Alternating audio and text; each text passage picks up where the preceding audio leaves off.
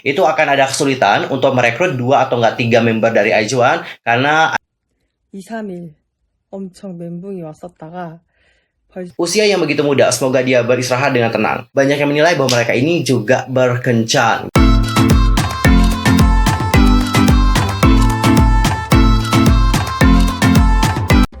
Halo, what's up guys, I'm Yusuf Kim, welcome back to my YouTube channel. Nah, gimana kabar kalian hari ini? Baik-baik aja dong ya. Dan bagi semua yang punya problem, pokoknya tetap semangat ya guys, don't give up. Oke, untuk hari ini kita itu akan ngebahas tentang topik-topik yang lagi hangat banget diperbincangkan oleh para K-popers. Apa aja sih topiknya? Wait, tahan dulu dong. Sebelum kita bahas bersama-sama, pastikan untuk tekan tombol subscribe, bunyi loncengnya, serta jangan lupa juga buat like, comment, and share ya. Tanpa basa-basi lagi, langsung aja yuk guys, kita bahas bersama-sama. Oke guys, untuk topik pertama kita akan mulai dulu bagaimana perkembangan dari Parallel Universe Project. Buat yang belum tahu ya, jadi project ini itu merupakan project yang dilakukan oleh para penggemar Aijuan untuk membuat Aijuan itu dapat redebut kembali. Dan baru-baru ini ketua project dari Parallel Universe itu telah mengungkapkan dalam rencana diskusi bersama dengan agensi para member Aijuan. Sudah lebih dari sebulan sejak grup proyek asal Produce 48, Aijuan, dengan sedih dibubarkan sesuai jadwal kontrak yang telah ditetapkan. Tetapi, penggemar tidak mengambil perpecahan grup ini hanya dengan berbaring saja. Faktanya, sekelompok penggemar di Korea Selatan telah menyelenggarakan proyek Parallel Universe yang telah mengumpulkan jutaan dolar dengan harapan meluncurkan kembali grup Aijuan dengan 12 member asli. Dalam wawancara baru dengan Doyuram di YouTube, kepala proyek untuk Parallel Universe itu telah mengungkapkan bagaimana sih diskusi bersama dengan agensi anggota untuk sekarang dan kesulitan hingga kemungkinan apa saja yang akan terjadi ke depannya terhadap proyek tersebut. Pertama-tama, dirinya telah menjelaskan bagaimana tim kampanyenya berkumpul. Selain menggabungkan 15 basis penggemar Aijuan dari situs web komunitas Korea populer yaitu DC Insight, mereka juga telah meminta bantuan penggemar Aijuan yang saat ini bekerja di bagian dana investasi dan departemen strategi untuk perusahaan hiburan besar Korea. Kami mengumpulkan semua ahli untuk proyek ini dan mengumpulkan materi profesional yang terorganisir dengan baik untuk disajikan kepada agensi masing-masing anggota untuk bisa membujuk mereka, ungkap si ketua. Sejauh ini, Parallel Universe Project telah mengumpulkan 3,24 miliar Korea won atau sekitar 41 miliar 686 juta 582.219 rupiah. Yang mengejutkan adalah dari sekitar 20.000 penggemar di platform crowdfunding Korea Watis. Tetapi anggota tim kampanye menggunakan semua uang mereka sendiri untuk materi, sewa tempat, percetakan, dan juga rapat. Lalu, bagaimana pertemuan dengan para agensi? Meskipun mungkin terdengar mengejutkan bahwa tim yang diorganisir oleh penggemar dapat memiliki kekuatan untuk meluncurkan kembali grup, kepala proyek ini juga telah mengungkapkan bahwa mereka sebenarnya telah berdiskusi dengan agensi mantan anggota Aijuan. Faktanya, CEO dari salah satu agensi anggota sebenarnya telah melakukan kontak dengan tim Parallel Universe Project, bahkan sebelum kampanye dimulai. Kepala proyek Parallel Universe telah menjelaskan bahwa mereka dapat langsung menghubungi CEO tersebut. Meskipun mereka tidak mengungkapkan, tampaknya setidaknya satu perusahaan telah bergabung dengan kuat. Pakar lain di tim proyek ini juga bekerja untuk label hiburan, mewakili posisi kampanye. Kepala agensi menggambarkan orang dalam sebagai Sun Benim besar yang menyampaikan pendapat dan proposalnya kepada masing-masing CEO agensi, kemudian menerima tanggapan agensi. Sedangkan untuk agensi lainnya, kepala proyek juga telah mengungkapkan bahwa segala sesuatunya berjalan dengan cara yang positif dan proyek tersebut pasti berjalan ke arah dari ke-12 anggota yang berharap akan diluncurkan kembali bersama sebagai Aijuan. Dia juga telah mengklarifikasi, ini tidak seperti semuanya diselesaikan sekarang pada saat ini dan ini belum sepenuhnya menjadi situasi yang optimis. Meskipun kemungkinan beberapa agensi individu mantan anggota Aijuan akan menolak untuk mereformasi grup ketika mereka berencana untuk menebutkan anggota dalam grup rookie mereka sendiri dalam waktu yang dekat, kepala proyek ini menjelaskan bahwa kampanyenya mengingatkan akan hal itu juga. Diperkirakan akan mengalami kesulitan dalam merekrut kembali setidaknya 2 atau 3 member. Ia menyatakan, kami sedang menjajaki berbagai cara yang bekerja untuk setiap anggota untuk melanjutkan proyek ini secara praktis. Sebagai penutup, kepala proyek juga telah mengirimkan pesan kepada setiap anggota Aijuan yang mungkin telah menonton wawancaranya. Saya tahu mereka mengejar impian pribadi mereka sendiri dan apa yang mereka harapkan. Tetapi ada banyak penggemar di luar sana yang mendukung mereka kembali sebagai grup Aijuan. Dia melanjutkan dengan mengatakan, saya hanya berharap anggota Aijuan ingat bahwa ada banyak penggemar yang belum menyerah dan terus mendukung mereka.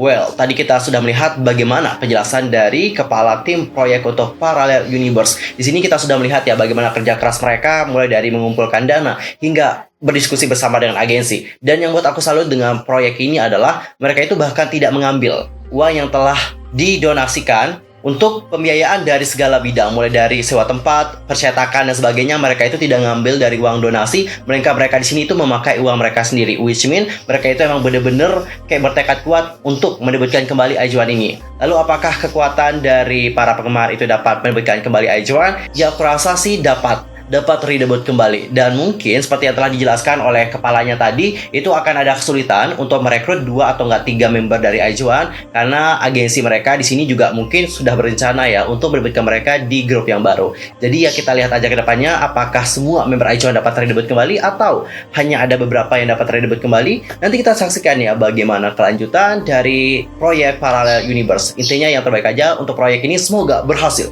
Fighting. Tapi gila sih guys, jumlah dana yang dikumpulkan banyak banget, 41 miliaran. Wow, debak. Wah, aku sumpah kayak nggak gitu loh. Ini dari 200 penggemar. Gila, waduh, penggemar Aijuan memang benar-benar mantep banget deh. Mantap, gila, debak. Dan jika sekarang kita akan masuk ke berita yang kedua. Ini beritanya agak kurang menyenangkan dan ini juga berita duka ya, yaitu tentang salah satu YouTuber beauty creator yang dikabarkan meninggal dunia. Dan ini juga ngebuat banyak sekali netizen dan juga penggemar itu turut bersedih atas meninggalnya. Dawn Lee aka Sebyok didiagnosis telah menderita limfoma pada tahun 2019. Alih-alih beristirahat dari pekerjaannya, beauty creator itu telah secara terbuka membagikan perjalanan kanker dan kemoterapinya kepada dunia untuk menyampaikan pesan harapan bagi semua. YouTuber yang ceritanya diliput di platform utama seperti ABC News dan BBC dicintai karena energinya yang menggembirakan dan juga positif, serta kepribadiannya yang membumi. Teman dan label Messiah yang berharga, Dawn Lee Jong-ju, telah meninggal pagi ini. Saya tidak tahu bagaimana saya bisa mengungkapkan kesedihan saya atas kepergiannya. Senyum cerah dan suaranya akan terus bersinar. Kim Eun-ha, CEO label Ice Creative, berbagi dalam sebuah pernyataan, "Saya tidak akan pernah melupakan keberanian dan pola pikirnya dikarenakan tidak pernah kehilangan harapan, meskipun harus berjuang dengan keras." Para penggemar dari mendiang Sebyok juga telah memperingati hidupnya dengan mengomentari pesan cinta di postingan terakhir di Instagram dan juga YouTube. Kembali pada bulan April, I juga telah memperbarui pengikutnya dengan pengambilan video di pusat, di mana dia berbagi bahwa dia sedang dalam proses untuk menjadi lebih baik. Saya juga sebagai user game di sini turut mengucapkan bela sungkawa atas meninggalnya Sebyok. Jujur guys, melihat ada berita tentang orang yang meninggal dunia, aku itu selalu kayak sedih dan juga teringat akan kematian, serius. Aku juga kayak sedih banget gitu loh. Oh my god, someday kita juga akan seperti mereka. Kita juga akan menemui ajal kita. Jadi itu yang membuat aku selalu sedih di saat melihat ada orang yang meninggal dunia. Meskipun aku memang tidak kenal dengan orang tersebut, tapi kalau orangnya diberitakan meninggal dunia, aku pasti ikut kayak sedih banget gitu. Karena suatu saat nanti kita juga akan sama seperti mereka. Jadi kayak takut banget guys, serius. Dan kalau kita berbicara mengenai Sebyok, ini adalah postingan terakhirnya. Kalian dapat perhatikan ya, ini adalah postingan di Instagram pribadinya. Ketika aku keluar dari rumah sakit, apakah cuaca akan sebaik saat itu? Sedih ya. Dan ini juga merupakan konten terakhir dari seorang Sebyok. Kalian dapat perhatikan kontennya yang berikut ini. 아, 그랬어?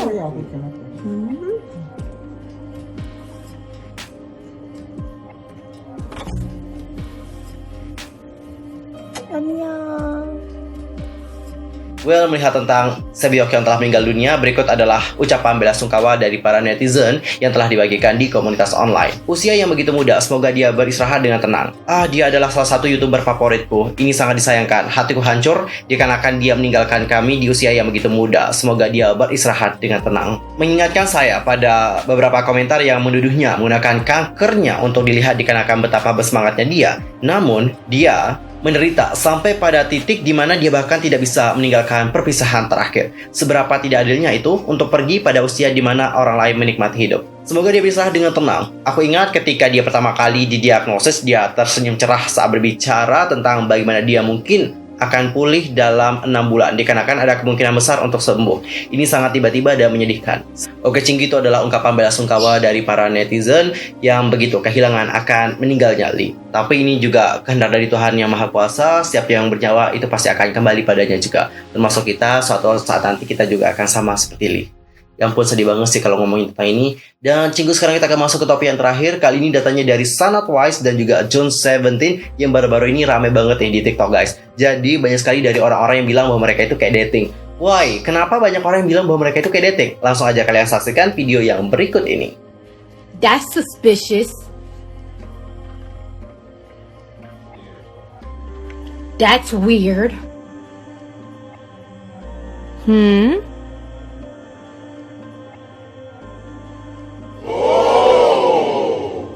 Well, tadi kalian sudah melihat ya apa yang membuat banyak sekali netizen berspekulasi bahwa Sana dan juga John itu kayak dating gitu. Yang pertama adalah dari tempat mereka. Jadi tempat mereka berfoto di sini itu kayak sama banget. Yang mana banyak sekali dari teori yang bertebaran di luar sana itu mengatakan bahwa jika idol itu pergi ke tempat yang sama, itu pasti mereka itu kayak dating. Sama seperti halnya yang kita lihat pada Jennie dan juga Kai. Waktu itu mereka juga kan seperti itu nih, guys. Yang mana mereka itu sama-sama mengunjungi Paris ya kalau nggak salah. Yups, I think so sih. Dan mereka juga telah upload foto tersebut di Instagram, dan baru orang itu ngeh kalau mereka itu berkencan setelah ada berita kencan dari Dispatch. Jadi nggak heran nih, guys, di saat mereka itu melihat bahwa Sana dan juga John berfoto di tempat yang sama, banyak yang menilai bahwa mereka ini juga berkencan gitu nih, guys. Dan selain itu adalah beberapa clue yang ditunjukkan oleh pacar-pacar dari member Twice yang sebelumnya ya, tapi ada juga yang udah jadi mantan sih. Misalnya kayak Kang Daniel ya. Kang Daniel kan dulu sempat berpacaran nih sama Jihyo, dan dia juga itu kayak fanboy Twice banget gitu loh, guys. Dan dia bakal melakukan gerakan yang seperti ini. Dan selain itu ada juga Hichul yang merupakan pacar dari Momo ya, dan dia juga melakukan yang seperti ini. Dan si John itu juga melakukan kayak gini juga, guys. Nah, dikarenakan hal itulah banyak sekali yang berpendapat bahwa Sana dan juga John ini dating. Tapi ya balik lagi ya, mungkin itu semua hanya kebetulan saja. Misalnya kayak tempat tadi ya, kita positive thinking aja lah dulu ya, guys. Siapa tahu mereka emang pergi ke tempat yang sama tapi nggak bersamaan dan juga tidak di hari yang sama gitu ya. Kan itu tempat umum gitu, bukan tempat yang pribadi banget. Jadi siapapun bisalah berkunjung ke tempat tersebut. Jadi meskipun mereka berfoto di tempat yang sama, jadi bukan berarti mereka juga pergi bersamaan gitu, bener nggak? Dan masalah mengenai ini ya, semua orang juga dapat melakukan gerakan seperti ini gitu ya kan? Nggak cuman orang yang berkencan dengan Twice aja kan, bener nggak? Ya kita lihat aja deh ya bagaimana kedepannya. Kalau mereka seandainya emang berkencan ya, kita sebagai penggemar harus mendukung dong ya. Jangan sampai kita ngehujat, tadi nggak boleh. Kalau mereka emang seandainya agak berkencan ya udah, kita mau ngapain lagi. Intinya yang terbaik aja buat Sana dan juga John. Apapun yang terjadi di antara kalian, kita berharap yang terbaik aja deh ya buat kalian. Semoga kalian juga selalu bahagia.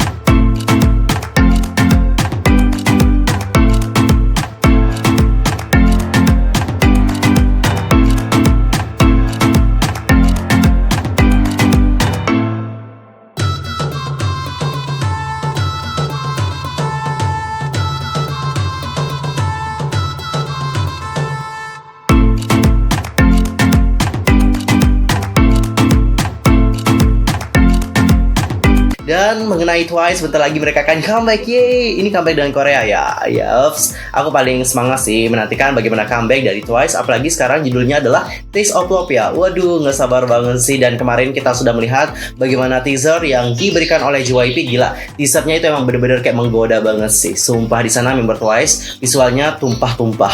Serius, gila, mereka keren banget.